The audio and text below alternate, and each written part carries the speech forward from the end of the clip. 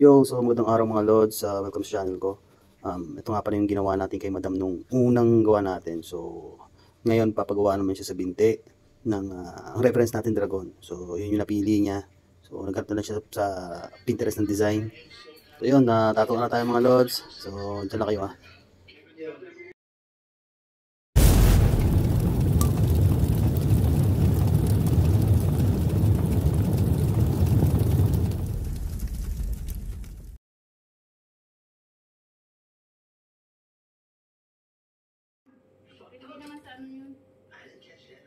So ayun mga Lods, nakapili na nga pala si Madam dyan. So ina-arreglo na lang natin, inaayos na lang natin ng konti. At ini-stencil na rin natin dyan. So dahil nga sa may pupuntahan yung kliyente natin, limited time lang talaga yung gawaan natin ngayon. Mga nasa 2 hours lang ata. So kailangan matapos natin kasama na yung stencil, kasama na yung paghahanap ng design. So namili si Madam ng design niya medyo maliit. So ino-offer ko siya ng medyo malaki. Kaso nga lang hindi niya trip dahil nga kakapusin siya ng oras. Kasi ako minsan mga Lods, hindi rin talaga ako nagbabase sa kung magkano yung budget ng kliyente.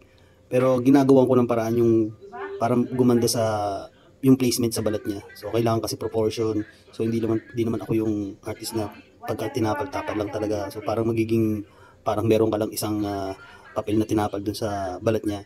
So, ako kasi gusto ko talaga yung may yung may parang naka-design din siya sa balat mo. Kumbaga parang naglagay ka ng isang picture sa balat.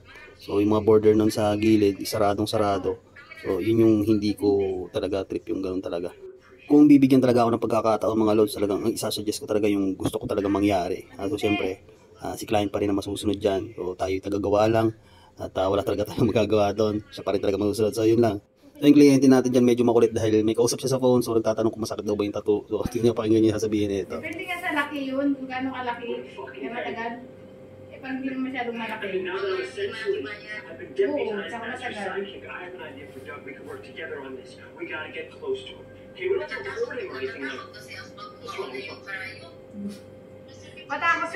Matakot ka rin sa ibang karayo. Yang karayo, itong karayo na ito, hindi naman sakit. Ibang karayo.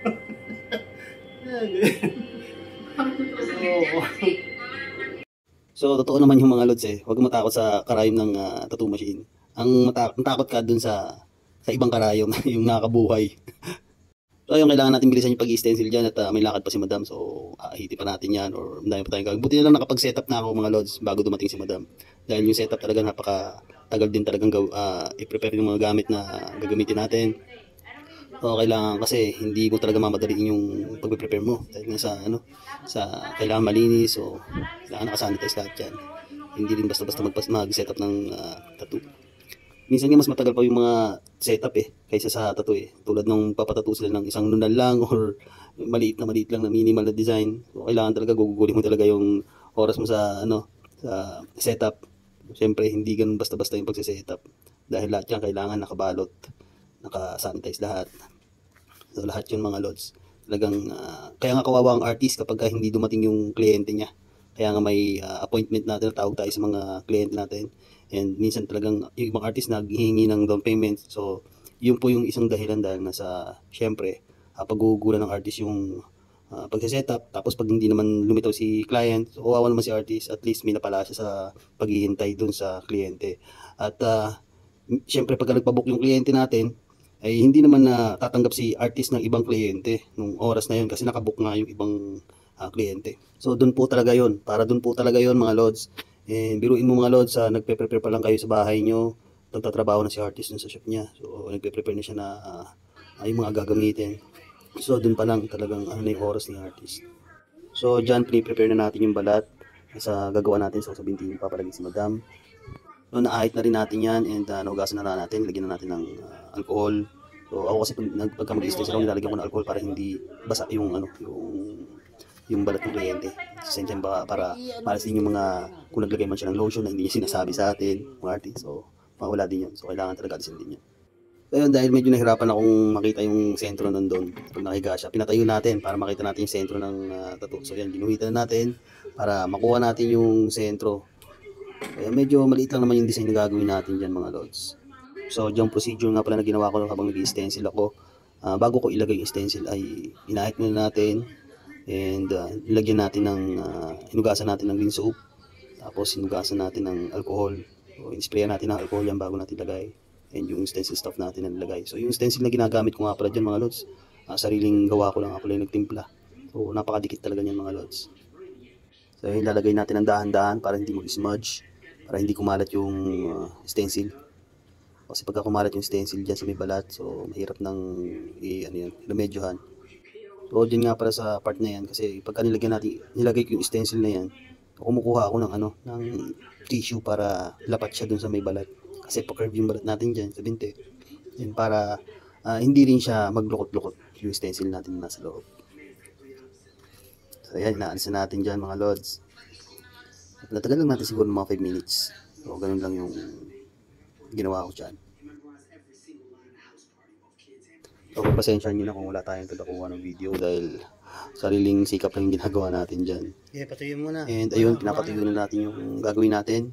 And habang nag-iintay ako dyan, binabalot ko yung tattoo machine. So yun talaga yung huli kong ginagawa kapag tumatanggap ako ng kliyente. Yung setup nakaayos na 30 minutes before siya dumating. Tapos pag dumating sila, mag-stencil na ako.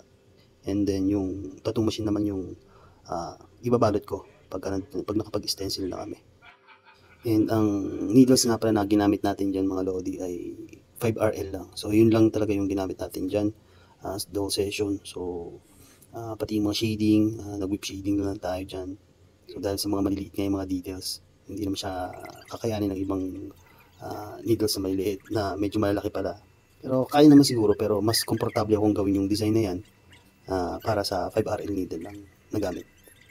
So yung machine nga pala nagamit ko dyan, Ambition yung gamit ko dyan. Okay naman siya gamitin, so matagal ko na rin yung alagaan ng machine na yan. So matibay din, sobrang tagal na ma-drain yung battery niyan. Hindi ko nga mananawa sa sa isang battery niyan eh. Yan ang ginagamit ko kapag malalaki yung piece na ginagawa ko. Kasi talagang tumatagal siya ng ilang hours na session. So dito mga lods, nakiusap na tayo kay madam na hawakan yung cellphone natin para naman makita nyo yung ginagawa natin. So yan, nag-whip shading lang ako dyan mga lods. So yung volts nga pala ng machine ko ay naglalaro lang ako dyan sa 3 saka 2. So pag nag-whip shading ako, naka 2 ako dyan. Tapos pagka nakalinya ako, naka 3 ako. Minsan nagpo-pour ako sa mga matatabang balat. Lalo na kapag sa mga malaki yung katawan, ganun. Pero kay madam naman, skin naman ng babae yan. So okay lang yung 3 dyan. So dyan, gray wash lang yung ginamit natin dyan mga lods. And 3 ink cups lang ginawa ko dyan. So ang ginawa natin, isang full and isang 50%, tapos isang 3 drops lang yung nilagay ko doon sa large ink cups. So sa tattoo naman, nag-experiment ako ng gray wash dyan eh. So hindi naman siya talaga pare-parehas yung gray wash na ginagawa ko. Ano lang siya, kung gusto kong gumawa ng 6 na ink cups, kung gusto ko ng 3 ink cups, kung gusto ko ng isang ink cup lang, o mag-base lang ako doon sa sausawan. So gano'n, nag-experiment talaga ako. So hindi siya pare-parehas. So sa design ni madam, maganda rin yan sa 3RL whip shading. So nga lang medyo talagang naninipisan ako doon sa 3RL. Pagka nag-3RL ako, talagang napakanipis kasi ng lane niya. So fine line yung gano'n. So after that time kasi talagang pwedeng mabura yun eh. Kaya ang choice ko talaga lagi kapag sa mga maliit na ganyan is 5RL lang talaga. So dyan, nagko-cross hatch ako dyan sa mga dark shade. Tapos dun sa may ulo naman ng dragon, sinasabayan ko lang yung kung saan pa way yung design. Kunwari dun sa may pinakamata niya, or kunwari sa may pisngi, mula sa pisngi hanggang sa may leeg. So isang linya lang yung ginagawa ko dun. Pag ganung way yung ginagawa ko. So hindi ka naman pwede mag up and down dun ng shading. So kailangan kung saan pa punta yung buhok, dun ganun din yung positioning ng shading natin. Kaya medyo nawawala pala yung video ni madam dyan. Kasi siya may hawak ng cellphone natin. So buti na lang pinag-usapan natin. And pumayag naman siya. So yun, maraming salamat din sa kliyente natin na yan. So malapit na tayo matapos dyan mga lods. And pwede nyo po akong i-follow sa page ng One Day Ink Tattoo. And subscribe nyo na rin po ako dito. Share nyo na rin po. And like nyo na rin sa kayong button. So, papindot lang rin nun.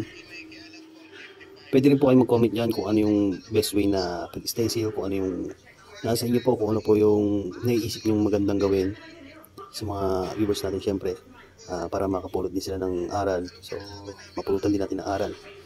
So, yun, share lang tayo ng knowledge. So, ayun na yung natapos natin dyan mga lods, dragon na may flower. So, sa Pinterest lang natin pinakikuha pala yung design dyan mga lods kasi si Madam pa rin yung pinapili natin. And wala po tayong ginamit na CPL doon. Ito po, may CPL po itong ginamit na to mga lods. So, yun, sa mga ulitin po mga lods, mga gusto pong magpatato, pwede po kayo mag-PM dito kung malapit lang po kayo sa lugar ko. Or pwede nyo rin po akong i-follow sa page, One Day Ink Tattoo. And huwag niyo po kakalimutan i-subscribe din itong channel natin, supportahan. So yun, maraming salamat po sa mga nanood hanggang dulo. So yun, isang oras din natin ginawa yan mga lods. And sana susunod kayo ng kliyente ko. Malaki naman papagawa mo ha. Uy, sunod malaki papagawa mo ha. Sakit ba? Sige.